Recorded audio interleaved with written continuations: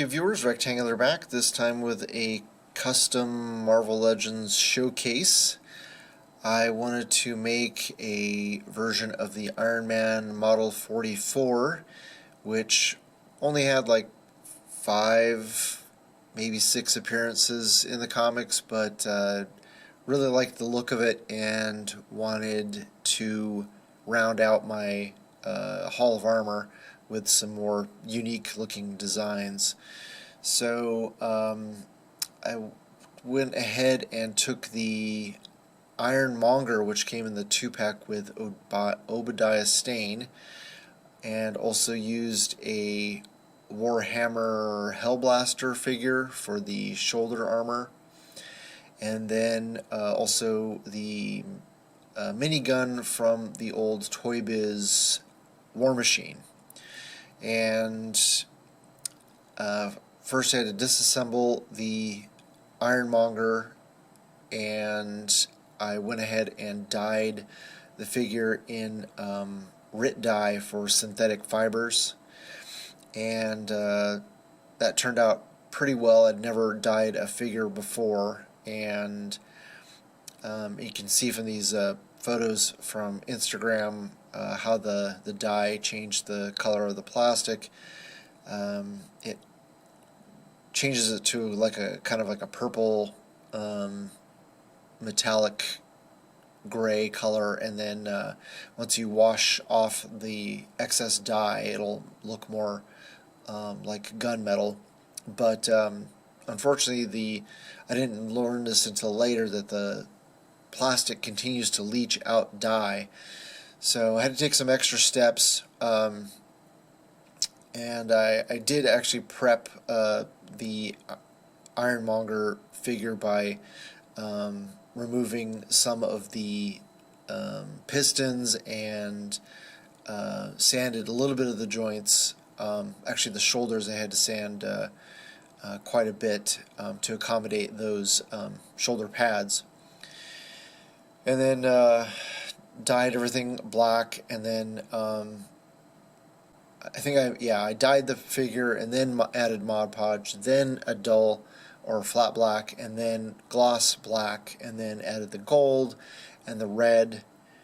And yeah, so the arc reactor I removed, and initially was going to use action figure plastic packaging to put a lens in there, but it was a little too fragile when I tried to put it back in, and ended up scratching it all up, and I was scratching off the red paint. So I just ended up repainting the lens that originally came with the figure, and fortunately I was able to get it in there without too much mess. And the gold was a pain in the ass. I made the mistake of using Vallejo gold, and maybe it's because my bottle is so old, but it was really clumpy. I used that around the edges, and then went back in with actually used a paint pen from Sharpie, and extracted the paint out of the pen and then brushed it on, and that turned out pretty well, but the paint was really pale. So then I had to go back in with some Citadel gold, and I actually used some Citadel bronze mixed in with the gold, and that turned out really well. It was a nice combination with the 3 colors of metallics to replicate how he looks in the comics. So I was pretty happy with that. And then I added the machine gun, the minigun back to the arm. I drilled a hole for the peg, and still haven't found a way to how I'm going to attach the cable in the back without giving up the articulation. I want to be able to bend the arm and not have that cable get in the way. So it's just kind of sitting there in the back. And it's really hard to tell the red, the clear red in the eyes. Hopefully I can get another photo up close and show that off, but it turned out really well. This figure looks much better in person, I think, than it does on camera. But But yeah, overall, I'm really happy. One of the more challenging things to overcome was how to attach the shoulder pads without giving up the articulation. Because if I had just glued them on, he really wouldn't be able to move his.